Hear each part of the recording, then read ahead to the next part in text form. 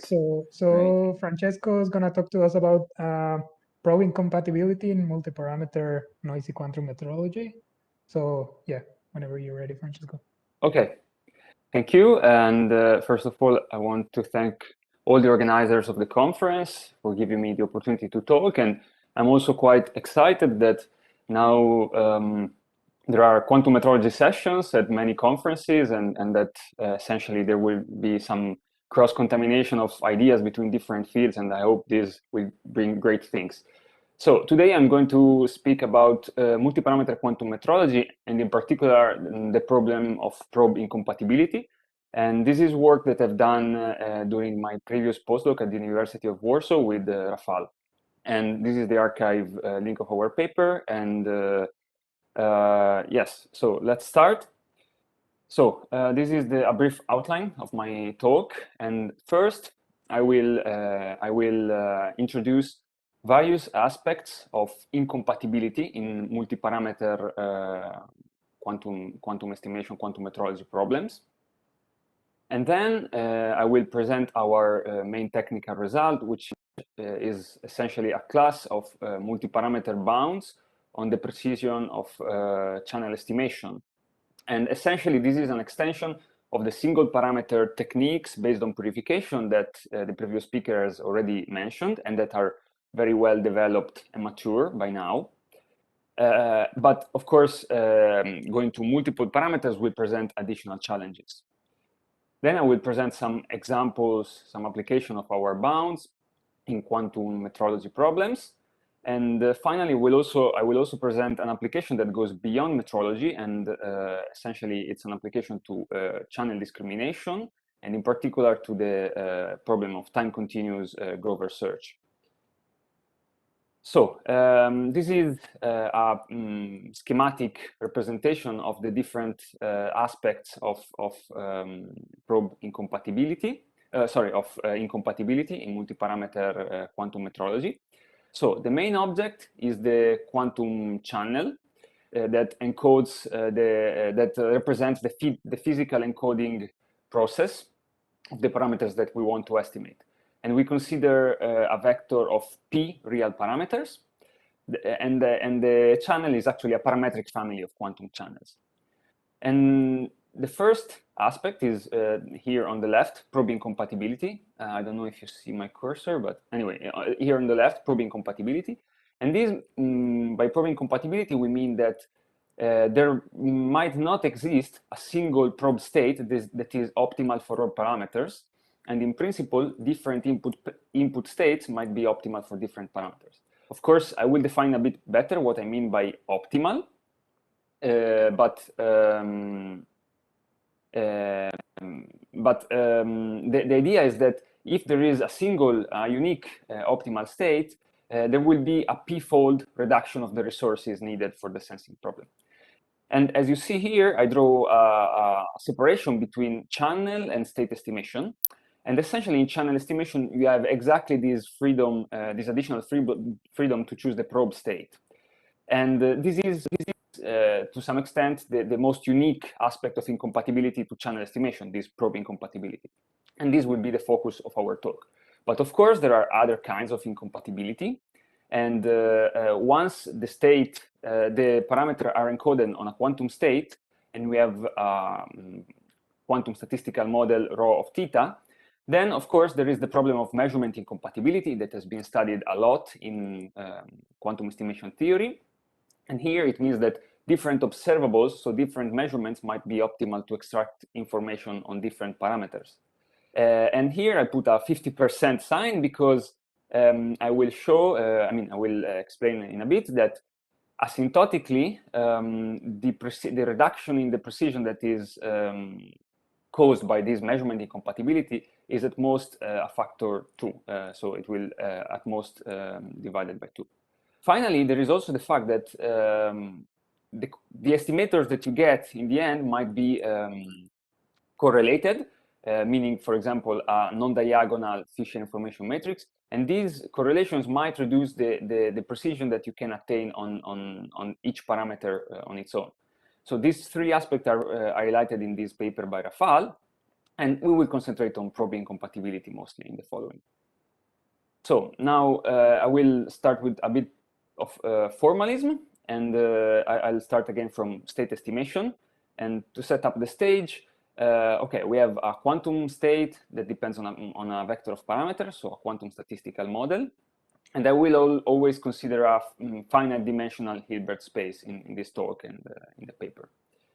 And of course, the difference with classical statistics is that now we can choose the best POVM to estimate the parameters. And the figure of merit that we use to quantify the precision is the covariance matrix of an estimator. And an estimator is just a function from the random outcomes of the measurement to the parameter space. And in particular, we consider unbiased or locally unbiased estimators. And so this is local quantum estimation theory. And we have the very well-known and celebrated quantum Cramer-Rao bound by Hellstrom that states that the covariance matrix is lower bounded by the inverse quantum Fisher information matrix. And the quantum Fisher information matrix is defined in the last line in terms of the Hermitian symmetric logarithmic derivatives operators that satisfy this equation. But this is not the end of the story, because thanks to the, because of the measurement incompatibility that I've mentioned, this matrix inequality is not always attainable, unlike the classical case where the classical Fisher information is always attainable, for example, by maximum likelihood estimation, at least in the asymptotic limit. But I've said something about the best measurement, but now it's clear that if I have, for example, two different experiments, so two different probability distribution with the aim to estimate the same set of parameters, there is a problem in general in how to compare the two different experiments. And this is actually a well-studied topic in the classical case, in the field of optimal design of experiments.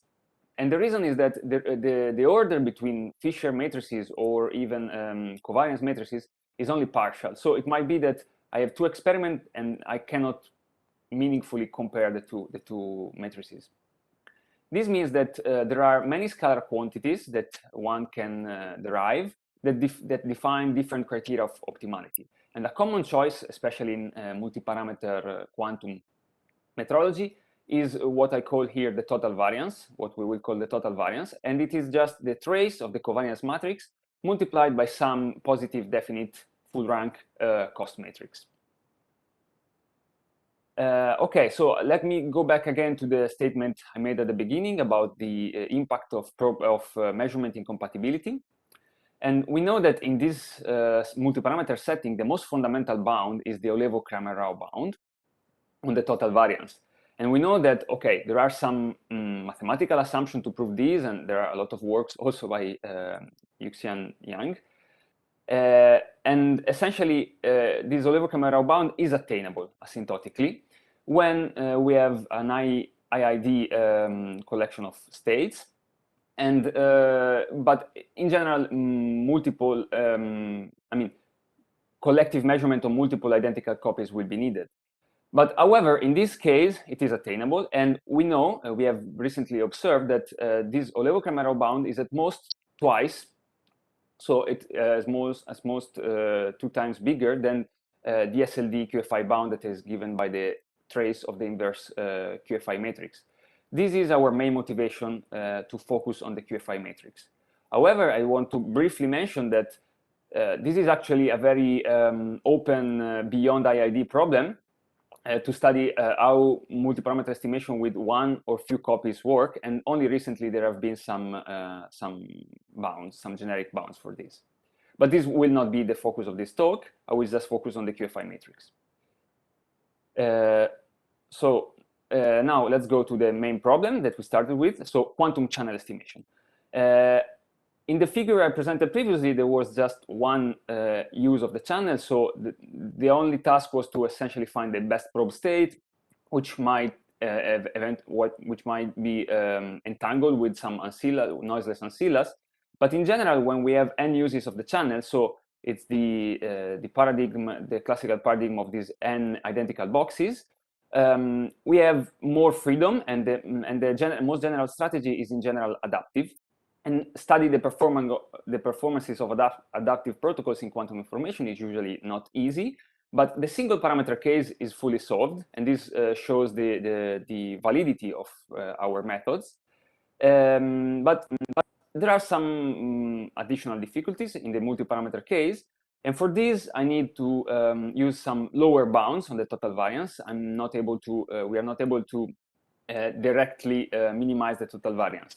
And so I need this chain of inequalities, and the first inequality just means that we are essentially working in a parameterization that is natural for the problem, so in the eigenbasis of the cost matrix, essentially, or in other words, that we restrict to diagonal weight matrices.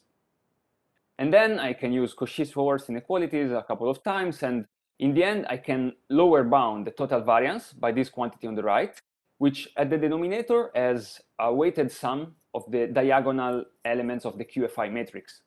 And this quantity will be the main quantity of interest in the following. And we give it a name, we call it total QFI. And essentially we will give upper bounds to this quantity that will, thanks to the previous inequality, give lower bound on the total variance. Interestingly, this quantity is meaningful also when we don't have different parameters of the same quantum channel, but when we have a single parameter that enters in multiple quantum channels that are extracted at random according to some probability Q of x. So this setting is actually more general in the derivation of the bound, so this is what I will use. And this task we have called random sensing, but I won't go too much into it. There's more in the paper.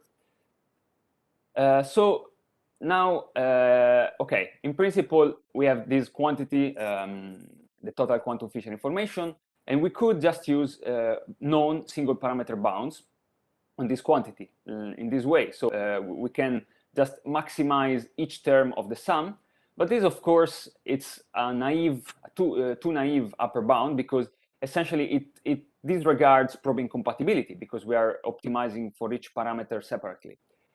So we need to do better and take probe incompatibility into account. And for doing so, we will revisit known bounds for single parameter estimation. And this is, okay, this is a dense slide, so let's unpack it. But this is an extension of the work of Fujiwara and Imai for single parameter estimation. And if you are familiar with these results, you will see that the main difference is just that now inside the operator norm, we just have a sum, a weighted sum. And instead of one matrix H over which we minimize, we have now a collection of P of these Hermitian matrices. And the idea is the following. We can upper bound the total QFI of the channel by essentially extending the channel to also considering an ancilla, like here. And in this case, where we have also an ancillary channels and entangled state, this bound is actually attainable on the total QFI, not necessarily on the total variance because of the inequalities that I've shown before, but on the total variance, it's attainable. And these operators alpha are defined in terms of the derivatives of the Krauss operators. And in particular, these derivatives here with the tilde have inside this degree of freedom that we can optimize over, that is this matrix H. And essentially, the choice of this matrix H is related to a different Krauss representations, which is essentially related to a different purification or a different dilation of the channel. So, and moreover, as I said before, this can work also in the random sensing scenario, so where each label X has a different set of Krauss operators. Okay, but as we said before, a single use of the channel, oh yeah, of course, sorry, I forgot to say that this can be computed efficiently as a semi-definite program. And it's a very simple extension of the class of the single parameter case, of course. But the single use case, of course, is not the end of the story. And we want to treat this case in which we can use the channel n times and bound the precision obtainable with the most general adaptive strategy. And in this case, we can adapt and extend the results of Rafał and Lorenzo Maccone in this previous paper, and we can write this long bound here. And as you can see, the first term is linear in n, and is the term that I call the SQL, the standard quantum limit term. And it's just n multiplied by essentially the previous quantity. But now we have a second term, which depends on this operator beta, these operators beta of x. And okay, without going into the detailed form of this expression, I also want to mention that if we focus on a parallel strategy, where essentially I can choose as a swap operator each of these control operations, and so I have everything in parallel, we can give a tighter bound on this Heisenberg, so quadratic in n part, following again the work of Fujiwara and Imai. But in the following, I will mainly consider the case in which there is no possibility of Heisenberg scaling, and so I will call this the asymptotic SQL bound. And in this case, the bound is still a semi-definite program because, as you can see, it's just the previous bound with an additional constraint on these operators beta of x. And when all these operators beta of x are equal to 0, it means that we have this condition that is called Hamiltonian in the Krauss span. And essentially, it means that the encoding process is too similar to the noise to be able to get a quantum advantage. And in particular, the asymptotic bound in this case is the same for parallel and adaptive strategies. And finally, I want also to mention that in the paper, we extend these results also to time-continuous Markovian dynamics, given in Lindblad form. And in this case, the resource won't be the number of uses of the channel, but actually the total sensing time. Okay, but now this quantity, this bound that we have defined, gives also us some idea to quantify the probing compatibility in the estimation problem that we have. And the intuition is that, as I stated in the beginning, that if there is a single state that is optimal for all parameter, we can have a p-fold reduction of the resources. And on the other hand, if there is extreme probing compatibility, we will essentially need to run the experiment many times, as if we wanted to estimate each parameter separately in separate experiments. So the idea is that by choosing these weights in the previous formulas to be essentially the single parameter variance, we can define a measure of probing compatibility. And for a single channel use, we define it in this way in the first line. And essentially, it's the same problem as before, where now the weights are 1 over this f, which is the single parameter bound, which is attainable. And we can do the same for the asymptotic case. And essentially, I take this, I take the inverse of this quantity and I multiply it by p, so that these bounds are either linear in p when there is maximal probing compatibility, or they are not scaling with the number of parameters, and in the best case scenario they can be 1. Okay, so now we have defined also these quantifiers, and we can study some problems. And okay, the first example that I want to show is the estimation of the parameters related to off-diagonal generators with the addition of erasure noise.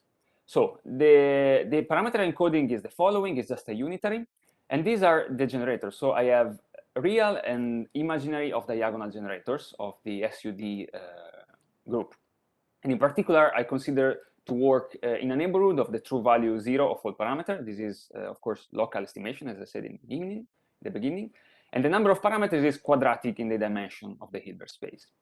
And after the parameter encoding, I consider this erasure noise, which essentially means that with a certain probability, the system is decays into some orthogonal subspace, which is essentially, or orthogonal state, which is this vacuum state. And in this case, it's a rectangular, the Krauss operator will be rectangular because the output dimension of the channel is larger than the input dimension. And the results here are quite simple. And for a single use of the channel, essentially we have just a rescaling of this factor eta of the single use bound, of the noiseless bound. here, it is just d minus 1.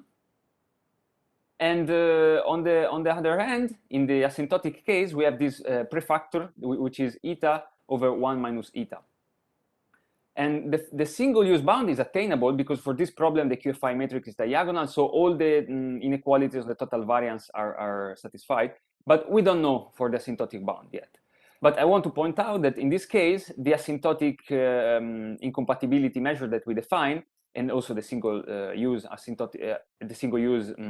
incompatibility measure, goes as the square root of p, and so we have some intermediate kind of incompatibility. Then if instead we focus on diagonal generators, essentially, we have a problem that is lossy multiphase estimation. And so now this ERASURE channel can be used to model losses, for example, in an optical interferometer. And for this case, we have an asymptotic bound that is here on the right.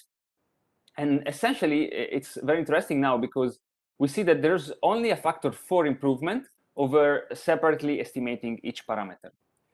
And this result matches with previous result that were obtained for a parallel strategy in this limit of a large number of uses of the channel, so essentially large number of photons and a large number of parameters, but the ratio between the number of uses of the channel and the number of parameters being much larger than 1.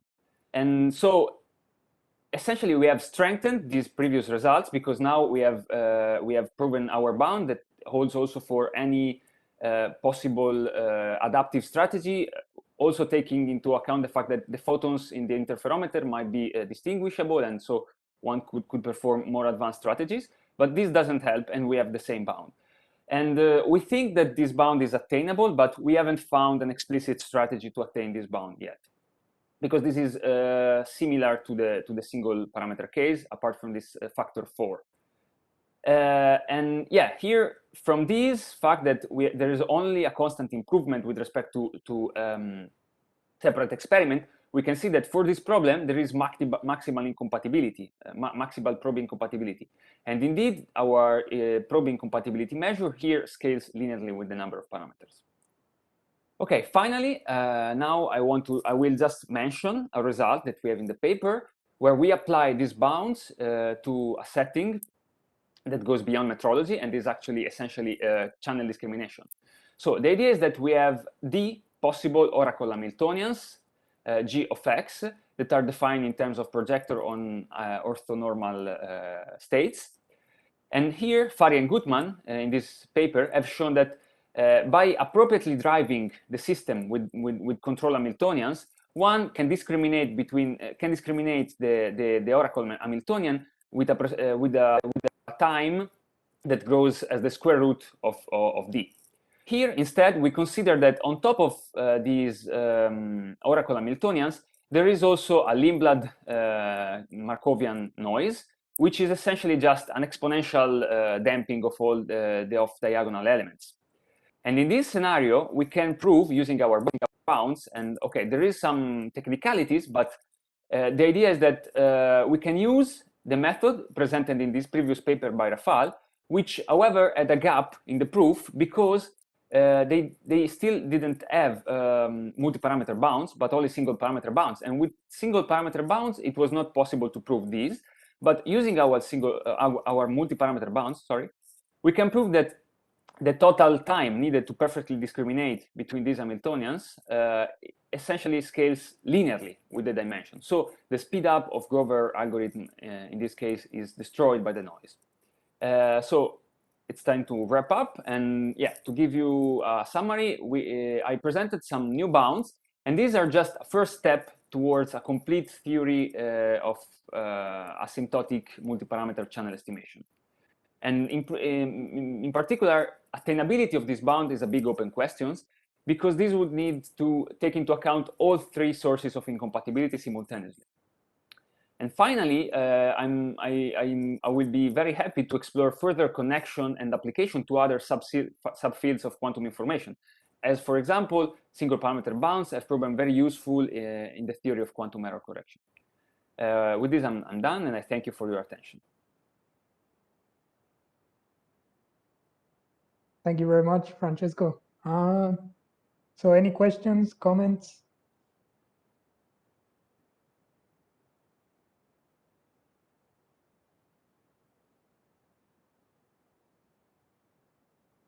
You can just unmute yourselves or write it in the chat or use the Slack channel.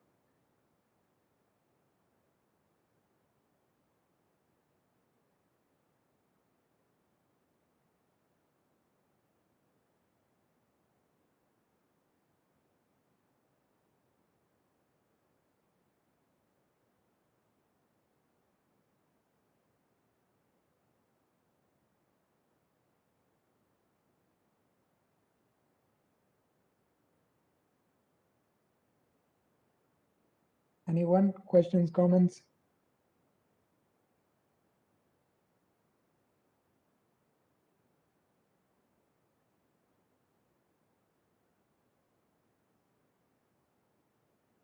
From the metrology people, any questions?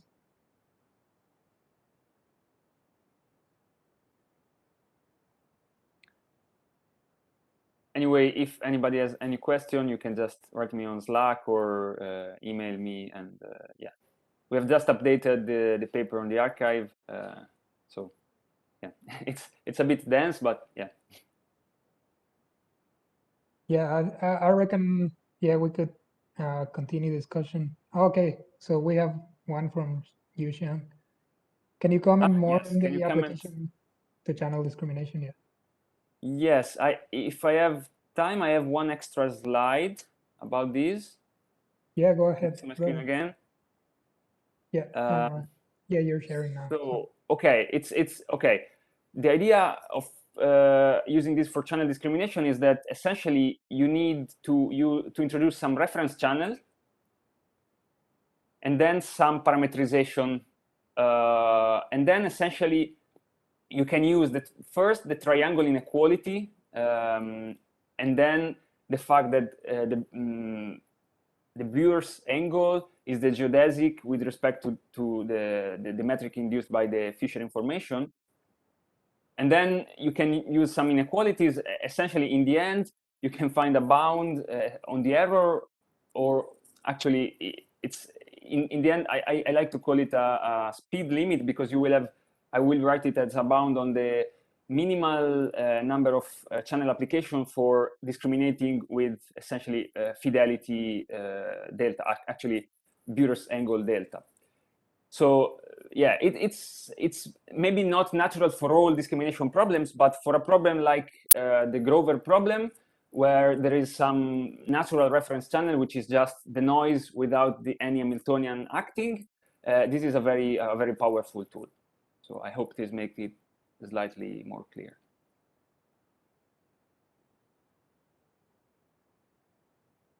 All right, thank you very much, Francesco. Thank you.